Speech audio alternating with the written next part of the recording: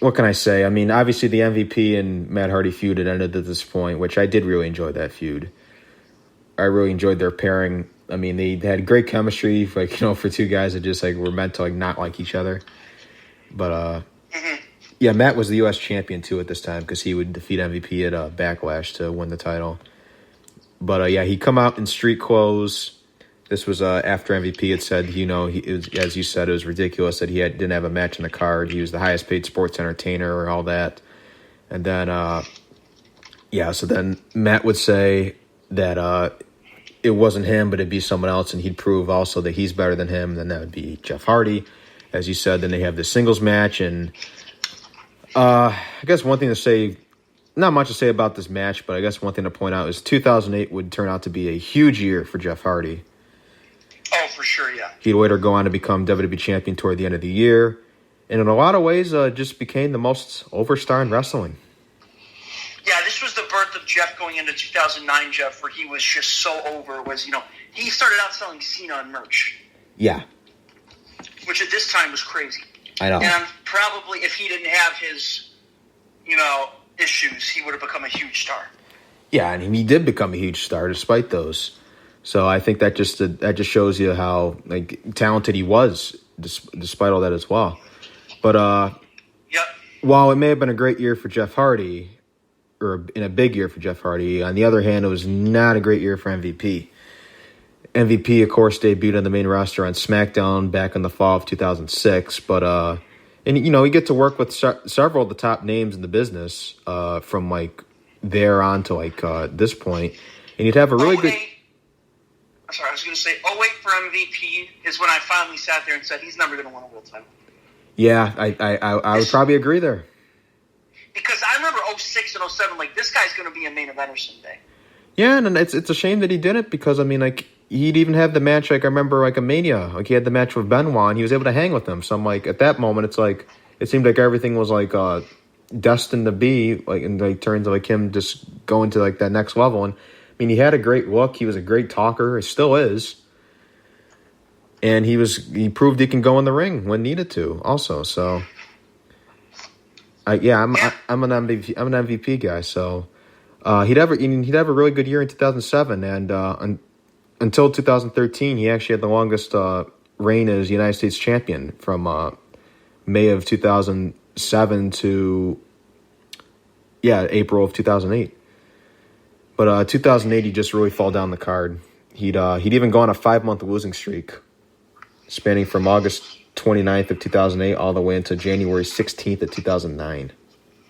It was just not a great year for him, to say the least. Yeah, and I don't understand why it ever got that bad, where he had the losing streak and stuff. This match wasn't great either. The match itself. Yeah, and I really don't have anything to say about it other than Jeff would beat him off the Whisper in the Wind. I'm the biggest Jeff Hardy fan in the world. You know that. Yeah. I have never seen Jeff beat anyone off Whisper in the Wind. I know. He beat him off Whisper in the Wind. He just pinned him, and that was it. Not even the Twist of Fate. No. Whisper in the Wind is okay. It's just not a finishing move.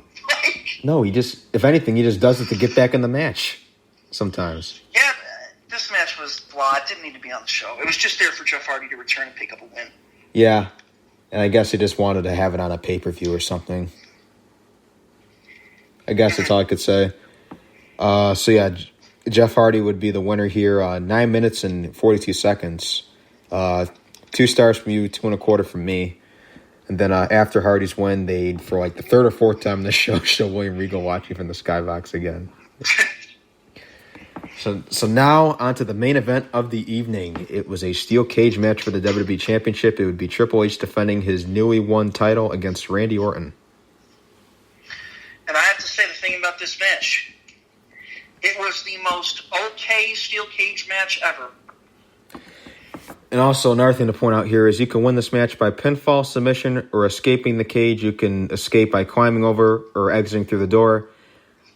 I point that out because that's not always the rules for every cage match. No. I've seen cage matches where the only way to win is by pinfall or submission, or ones where the only way to win is by climbing over the cage and then being able to escape through the door as well. And I've even seen cage matches where the only way to win is by going through the door. Yeah, but this match was very average. I mean, I thought it was good. No, it was good, but it was good. I'm just saying it wasn't great. Like, it was definitely not great. It was like a typical 3-star match. Yeah, and that's exactly what we ended up giving it.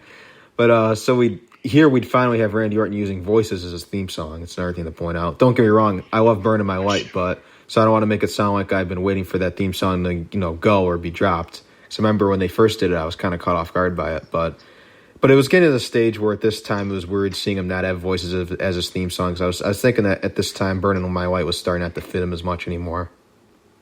Because he wasn't the cocky young kid anymore. Now he was the calculated, evil, like Viper. Yes. So, and voices is great. Well, that was one of the best theme song transitions I think ever, just because Burning My Light was great for like the Legend Killer Randy Orton, and then like he had like the Viper, Apex Predator, all the way to like this day now, and it just goes great. But I always find it's funny how I guess I heard that he actually didn't like that song, Burning My Light. He hated it from the second he first heard it.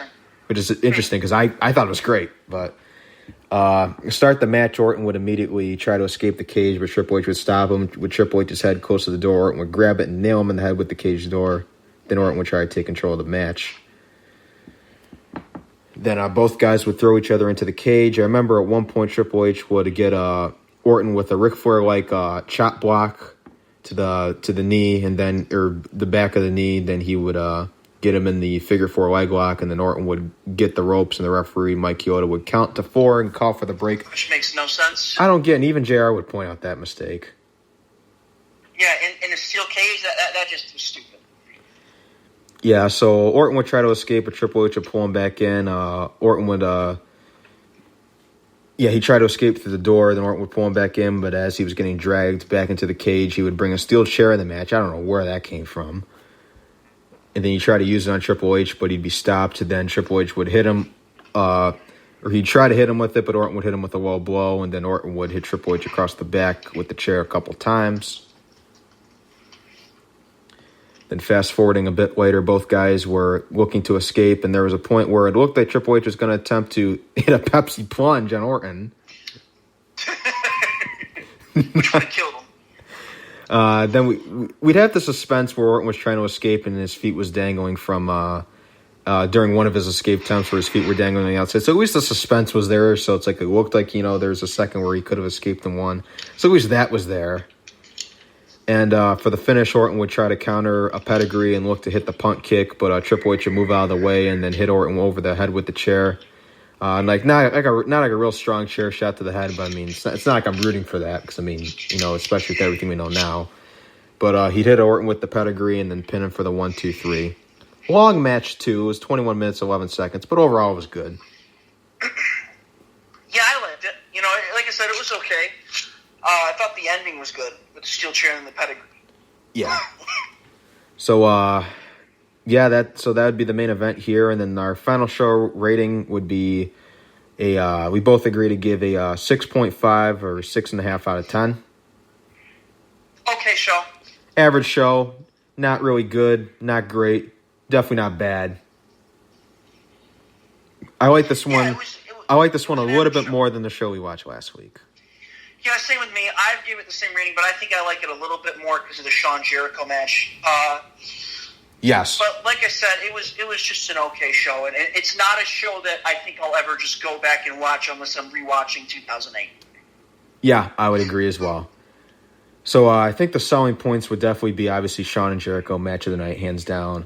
I'd say Taker and Edge. I mean, if you're like really into the Taker and Edge feud and you just want to go through that, then you got to watch this.